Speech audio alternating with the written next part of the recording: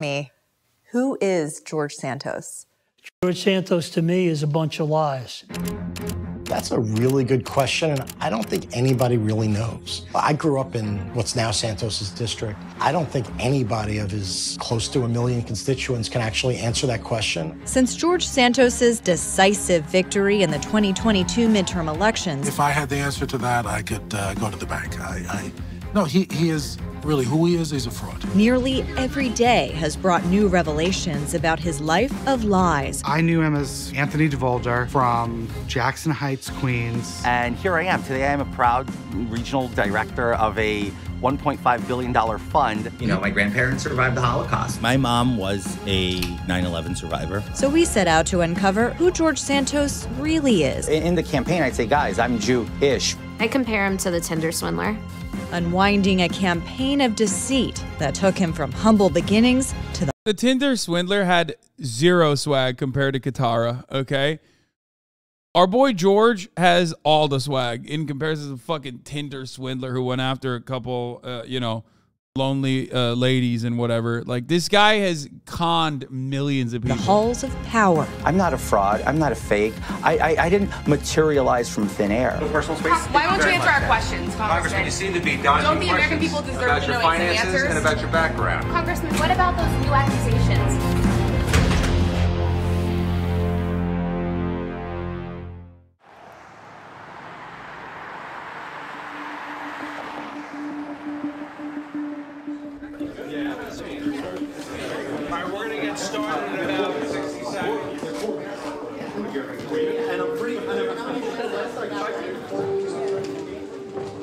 So thank you all for coming today. George Santos' campaign last year was a campaign of deceit, lies, and fabrication. Today, and not the kind that we like. You know, I'm the Nassau County head of Republican caucus. Like, fuck you mean, dog? You're used to it, brother. Like, it's just a little bit more than what you're used to. That's it. On behalf of the Nassau County Republican Committee, I am calling for his immediate resignation. Ladies and These are the Republican Party bosses who hold political power in New York's 3rd Congressional District. Today, I'm calling on George Santos to immediately resign from Congress for the 3rd District. 5 days after the new Congress was sworn in down in Washington, they admitted publicly that they had been duped by the candidate they handpicked. Congratulations. He is a stain on the House of Representatives. He's a stain on the 3rd Congressional District. He should resign. Thank you. Not tomorrow, not next week, today. Thank you all. Do you feel any personal responsibility for what happened? Of course we take some responsibility, and I'm not backing away from it. We take this seriously. We try to get the best candidates. Everything just fell in place for this guy, and shame on us. Had you ever seen anything like this? No, and I hope I never see it again. Is this it? Hi, how are you? Good afternoon. My name is George Santos. I'm running for United States Congress. Before George Santos became a household name, he began his political career with... Can you give a brief summary of what George Santos did? Are you fucking joking? This entire documentary is a brief summary. There is no way to briefly describe what George Santos has done so far and will continue to do. By the time this documentary came out, there was already like 12 other new things that he had done that we found out were also lies. He has lied about every single thing in his life. Every single thing. With a failed bid for Congress during the pandemic. In a district that had gone for Democrats for 5 consecutive elections, Santos lost by more than 12 points. Back then, Santos was a fringe candidate with almost no money. Evan Stavisky has been a Democratic strategist in New York for more than 20 years. After he lost, Santos went down to Washington. Hey, Washington. And said the election was stolen from Donald Trump, which is a lie, and that the election was stolen from him, which is a lie. They did to me what they did to Donald J. Trump. They stole my election. Santos rallied the crowd before January 6th, and he partied at Mar-a-Lago on New Year's. But as the saying goes, all politics is local. And turning to the 2022 election, His family lived the American dream. But now George Santos has seen that dream become a nightmare. meant figuring out an identity that would connect with voters in New York's 3rd District. This is one of the most affluent congressional districts in America. If you've ever seen The Great Gatsby, it's set on the North Shore of Long Island. It's traditionally known as the Gold Coast of Long Island. Very affluent, old money communities in a town called Oyster Bay. That's the largest share of this district. Santos had been refining his story of Wall Street success for a long time. This is what he told CBS News in 2020.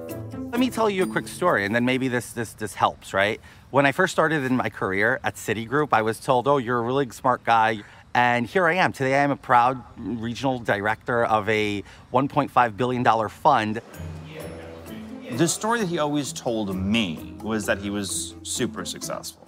There's like that old saying that money talks and wealth whispers. He talked, it didn't whisper. Ryan Gerdesky runs Republican campaigns in New York. Santos asked him to run his. George said to me, I'm looking for a campaign manager. Would you want to be it? And I said, you know, George, thank you, but I'll think about it. When I say I'm thinking about it, it's a no. I could have been a lot deeper than I am usually. On this financial disclosure form for his campaign, Santos said he was worth as much as $11 million. Gerdesky says Santos told him he was worth 10 times that. He would say that he was worth $100 million. That was his net worth. He said, I made $100 million when I was 30. A woman I know very well, he went shopping with her to the Americana Mall in Manhasset, talking about how wealthy he was and how he was a preferred buyer at Hermes. Grant Lally knows the wealthy Republican circles Santos was trying to win over as well as anyone. He ran for Congress there as a Republican. Why is he not arrested for lying? What do you mean? First of all, hello? Welcome to the United States of America. We don't arrest people who lie here. We celebrate them, okay? So that's number one. And secondly, like, lying is not illegal. Unless you, I guess, do it on the stand, it's like even then you could probably get away with it. Back in 2014 and lost. I know he gushed on that trip over Ferragamo shoes and bragged to her that she couldn't really afford Ferragamo shoes, but they were wonderful and that he always used them. One of the most prestigious private high schools in New York City is the Horace Mann School in the Bronx. Santos claimed it on his campaign website as his alma mater. On his resume, he said he went to the city's public business school, Baruch College, on a volleyball scholarship, where he said he won the championship. I'm many things before anybody brings in my sexual orientation to the table. Not that I'm ashamed of it. I'm openly gay. I'm married. I mean, it's not a secret, right? Like we all do our Wine Wednesdays. Whatever. Santos spoke frequently and proudly of being an openly gay Republican candidate. It's about the American dream. A lot of people wanted an openly gay Republican, as a lot of people wanted to say, like, look, we've moved past the... Lying is so legal that we have to call it something else when it's not legal, and even then you kind of get away with it, especially if you're a cop, you know what I mean? Yeah, perjury. You're committing perjury. But that's how legal lying is, you're right. Bush years, and George would be a great representation for that. It's an honor to live in such a diverse part of the country. On the campaign trail, Santos said he was Jewish, like many of the voters in his district. You know, my grandparents survived the Holocaust. The stories resonated. The money came pouring in. For 2022, Santos raised more than $3 million, eight times what he raised during his first campaign. I love that. Donations came in from more than 40 states. Then, the rules of the game changed. It was 6 months before Election Day. Santos was running unopposed in the GOP primary when he caught the luckiest break in politics. Major changes to New York State politics as a court-appointed expert has released a draft of new congressional maps for New York State. I've called this a reverse bait and switch. He's already on the ballot, and a brand new district is drawn that goes from being a non-competitive Democratic district to a leans Republican district. But he's already the nominee. George Santos, let's go. Running for Congress in this district. Let's hear it for George. On the stump. I love this because it's like all the grossest people in Long Island. A place full of gross people. And as many of the Long Island chatters will attest to, you know, you got a big roster of gross losers there, and somehow these guys are like a cut above, you know? Santos tapped the GOP playbook. We have criminals running the state of New York. I want Biden gone. But then Santos took it a step further. He wove himself into the most painful day in New York City's history, tying his story to the attacks on the World Trade Center. My mom was a 9/11 survivor. She was in the South Tower, and she made it out. She got caught up in the ash cloud. My mom fought cancer till her death. When the election finally came, Santos went toe-to-toe against experienced Democrat Robert Zimmerman.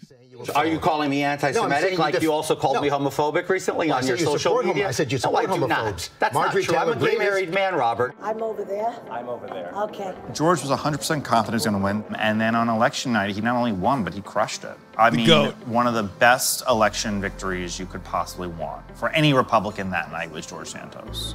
Only in this country can the kid who came from the basement in Jackson Heights. That's it. Santos delivered a big victory for Republicans, flipping a congressional seat from blue to red and helping his party take the majority in the House. There's Vicky. That's his sister. Oh, she's crying. Thank you very much, and God bless you, and God bless the USA. He runs, he wins. There's something so funny about George Santos' entire existence that like kind of reinforces the powerlessness that like constituents feel, even when they're upper middle class white people. You know what I mean? He basically duped millions of upper middle class white people who are like relatively affluent, and now they're like, well, this kind of is fucked up. Like, we don't want this anymore, and there's not really anything you can do about it because the Republican Party is like, nope, that's a valuable vote to us. You know what I mean? Like, that's another very funny thing to think about. It's like all these people that voted for this person that thought that they were I ratioed Matt Walsh. Oh yeah, I saw this earlier. Good shit, Flucky. There's not really much you can do about it at this point. You know, it's just you fucked up. You got nothing. We didn't suspect anything.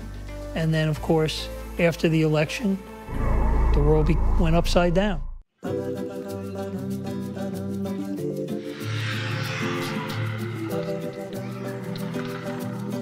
If the Republican majority wasn't so slim in the House, you think they would have done something to get him out? No. No. Republicans don't give a shit. Dude, remember, they don't fucking care. They don't fucking give a shit. They don't care if the guy lied. Who gives a fuck? There's no way. If the majority wasn't so slim, they probably wouldn't put him on committees. But he gets to also be in committees as well on top of maintaining his seat because the majority is slim. But like, you know, always remember Roy Moore, a pedophile. Roy Moore, a pedophile who was not allowed to go to his local mall because of how he utilized the local mall to, like, you know, prey after young women, was defended by the Republican Party because they thought, you know, that Alabama Senate seat was very important and they didn't have enough time to swap him out for someone else. Young women, you mean little girls? Yeah, sorry. Girls, little girls. Moravam aqui, que me parece que uma residência dividida com 4 famílias. Santos's parents were Brazilian, and while the coastal town of Niterói, Brazil, is a world away from New York's 3rd Congressional District, it's where Adriana Parisi says George Santos stayed as a young adult while his mother struggled with a gambling problem. She knew him by his middle name, Anthony. Mas em relação a Anthony é capaz de qualquer coisa para ter poder. Santos denies what Parisi told us, that he stole jewelry from her. She never reported him to the police, but store clerk Carlos Bruno Simoes did. Comprou calças, camisas, vários itens e também par de tênis que, segundo ele, era para presentear namorado. Porque na época era muita grana, era muito dinheiro. Okay, I don't really care about that stuff. Yeah, he's a criminal. Who cares? That actually is a plus, honestly. Like, the irony of this is that, like, as a congressperson, you are doing actual crimes all the time, like, or objectively immoral shit all the fucking time, like petty theft or check fraud or whatever when you're a broke boy living in Brazil. Who gives a fuck? $6 million in lobbyist money that you got from Norfolk Southern to eviscerate or to not push for railroad protections that the labor unions were advocating for, that ended up with the East Palestine explosion, controlled demolition after the derailment. That is a crime. That's like an actual fucking crime, but that's legal. Not only is that legal, but also it's expected and nothing will happen. Okay? That is some shit that you should be punishing with, like, maybe not the, death penalty, even though we do have it in America. And if, we were going to use it on anyone, I'd do that instead. I'd use it on the fucking congresspersons and the railroad executives that push for shit like that. You know what I mean? Not like mentally disabled black people in like Texas and Florida, which is a legitimate problem. Okay. And yet we don't do it. We don't do that shit. Fucked up. The boutique where Simoes worked has since shut down, but Brazilian court documents show that in 2010, Santos admitted to forging stolen checks. Simoes never got the $1,300 he was owed, and prosecutors seemingly lost track of Santos when he disappeared from the country. That's such little Congressman, baby do you have a shit, response dude. to New Yorkers who are still calling for you to step down? Since the 34-year-old's congressional win, many of the stories Santos told on the campaign trail have been exposed as outright lies. You have more Republicans from New York who are still asking you to step down. George Anthony DeVolder Santos never worked at Citigroup. He was not worth $100 million when he was 30. We don't know for sure, but he probably wasn't a preferred buyer at Hermes. He didn't attend the Horace Mann School. His mother wasn't in the World Trade Center on 9/11. He wasn't the descendant of Holocaust survivors. He never went to Baruch College. And George Santos never won a volleyball championship. Really, who he is a fraud. Grant Lally runs the North Shore Leader, the newspaper that, during Santos's campaign, published what was otherwise discussed only in whispers in Republican circles. He began to be known as George Scamtos among those who paid attention. George Scamtos. Correct. My old campaign manager called me up out of the blue in the middle of this campaign, and he said, "Grant, what is this? This is not a campaign. This is a beach party." On hotels in Florida alone, Santos's campaign spent more than $11,000, part of the more than $3 million his campaign spent during his run. We knew from his 2020 filings, he didn't have any money at all. And then all of a sudden in 2022, he claims to have come into a lot of money. Yeah, I mean, that was really the moment that really hit us, that there's really something wrong here, was when his campaign finance filings claimed that he made a $700,000 loan to his campaign. Prosecutors at the federal, state, and local level are now investigating. A watchdog group filed this complaint with the Federal Election Commission, questioning Santos's expenses and the source of the funds he loaned his campaign. Around the time he loaned that money, Santos was doing this. Currently at Harbor City Capital, I manage a $1.5 billion fund, right? And I know how to manage it well. Harbor City Capital. Before it was alleged to be a classic Ponzi scheme and shut down by the Securities and Exchange Commission, George Santos was the regional director in New York. He has said he wasn't aware of any wrongdoing. After the federal prosecutors shut down Harbor City Capital, Santos formed new companies together with Nancy Marks down in Florida. Nancy Marks. Who is Related to Karl Marx, another scammer. Loved capitalism so much, wrote a book about it. Now everybody thinks he was a communist. Kind of fucked up.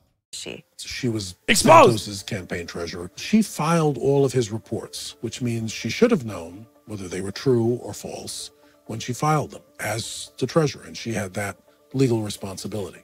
Hi, Nancy. We reached out to Nancy Marks several times and never heard back.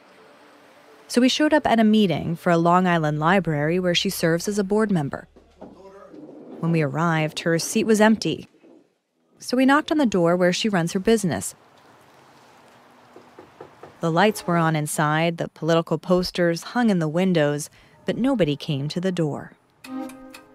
George Santos didn't lie only while running for Congress. We crisscrossed New York City and Long Island, digging into his past, and found a trail of bitterness. Women and men once close to Santos who say they'd been burned by his falsehoods and betrayals.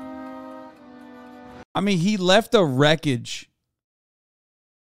He left he left bodies everywhere he went, okay? With like petty crimes. He just can't turn it off. And I respect that. It's crazy to me now thinking back because, I mean, he's had these characteristics from so young. Attorney Tiffany Bogosian went to middle school with Santos at IS 125 in Queens, where she says he was bullied. I think one of the funniest parts about this is that like mainstream media is completely avoiding talking about how much the Democratic Party fucked up by allowing this to happen in a comfortable blue district. Like, one of the main fundraisers of the Democratic Party was unseated by this man who had so many flaws that he should have been laughed out of every fucking room. I love that. Bullied as a child. He was trying to be accepted and fit in, and I think he always felt like an outcast. And he started these lies, and I think it just continued. And this was the only way that he knew how. Later, as adults, Tiffany bumped into Santos at a Starbucks. Guess who I ran into at Starbucks? You know what? I ran into her. She told him she'd settled a big case for a client, $2 million. She says Santos promptly invited her and her client to dinner. It was this huge room with like one table in the middle. He asked for a $300,000 principal investment, and he essentially said the client was not allowed to know what was being invested in at all. She didn't like the sound of it, and her client turned down Santos's investment pitch. And we now know that that was a Ponzi scheme. It was all fraud. Oh, I was so outraged. I was so upset. Any room that Anthony walked in, he had to be the star of the show, the belle of the ball. While they were roommates, Greg Morey said Santos stole his Burberry scarf and later wore it during the rally ahead of January 6th. I saw that. Dude, it's always... Dude, it's so good. It's so... Oh, you know his ass was the worst roommate, dude. You just know he was the absolute worst fucking roommate of all time. Oh, that's so funny. It's just all like plays into the same issue. He's just everywhere he goes, dude. Video, and I just like, yeah, not very happy. And then I had learned he actually won, and that just blew my brain. I was just, it's like that emoji on your iPhone, you know, like the... This is where Morey said he shared an apartment with Santos and his mother. He is the messiest gay man. Public records show the family was evicted in 2014.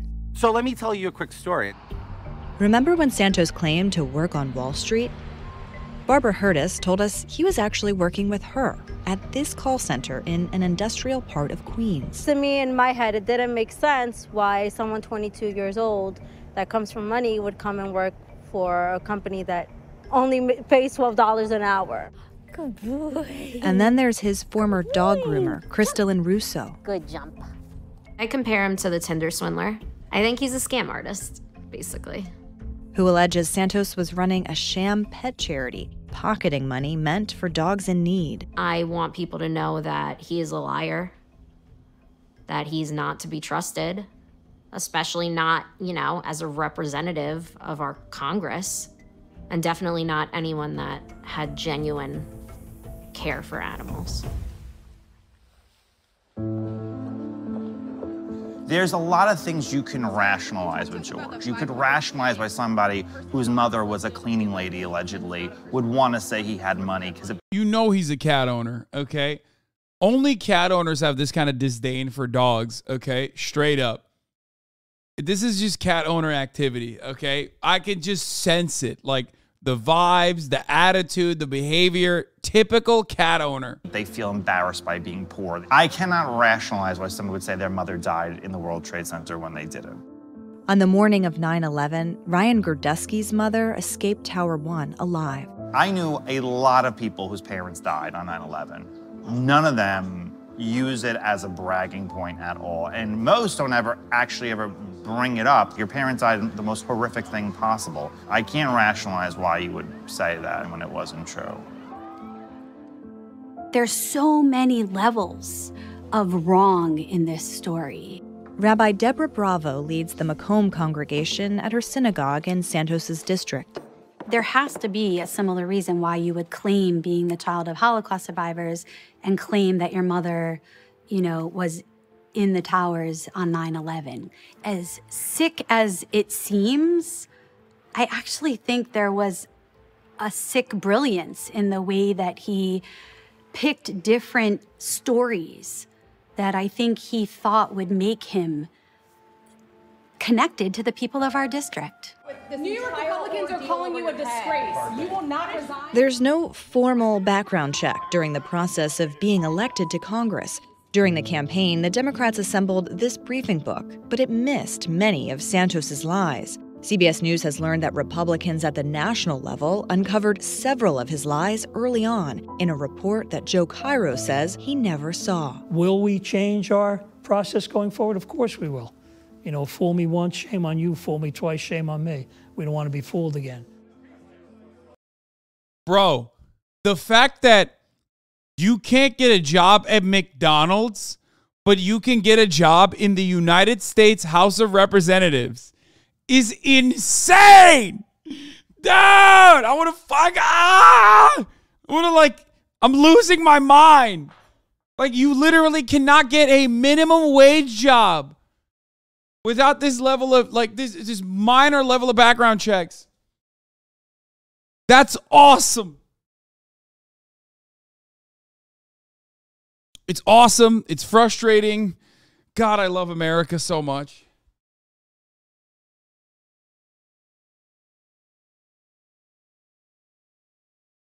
The only thing you should learn from this is level up your scamming, folks.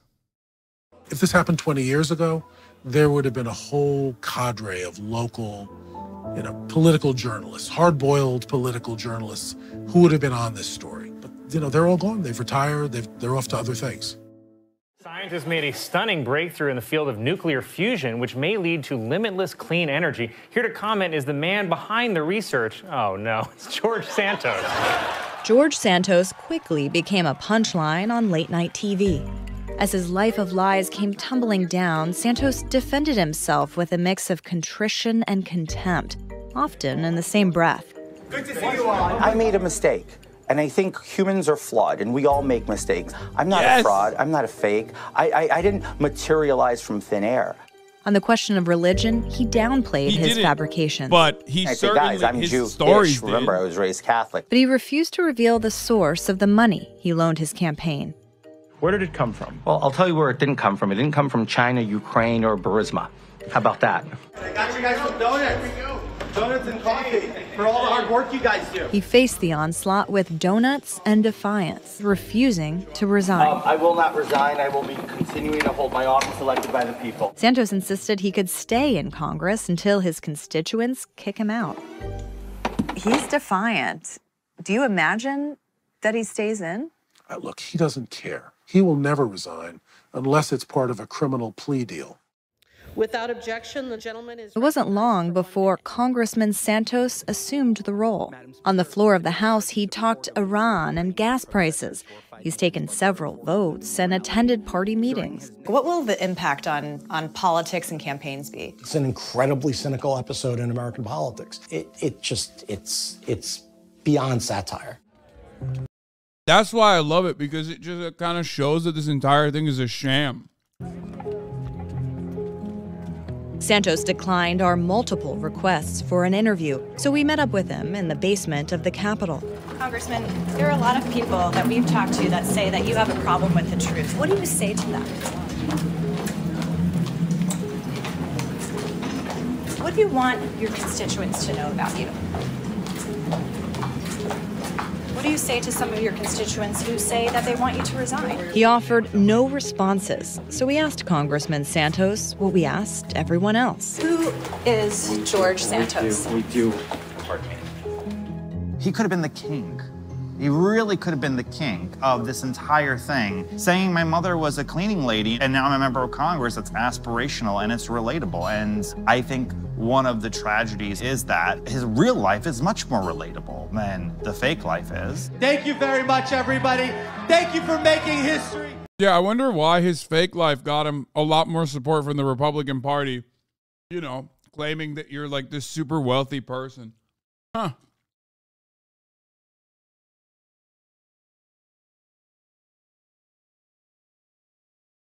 Yeah, I wonder how that works. First of all, his real story is not relatable. Because there's no component in it that's real.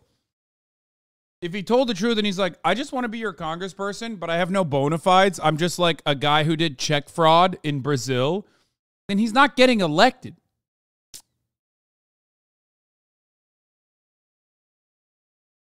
I'm just a gay guy from Brazil who did check fraud in Brazil. That's it. Okay. What Republican is voting for that? That's the reason why he lied about like, oh, I worked at Citigroup. I did this. I did that. Santos said only in America could a kid from a basement in Jackson Heights get elected to the U.S. House of Representatives. The truth turned out to be much more complicated. Do I feel for him as a person? I feel sorry and sad for him that he has lived, certainly for the past few years, this life of lies. Totally untrue, and it's very sad and perhaps pathetic. You're done with him? Yeah, we're done with him.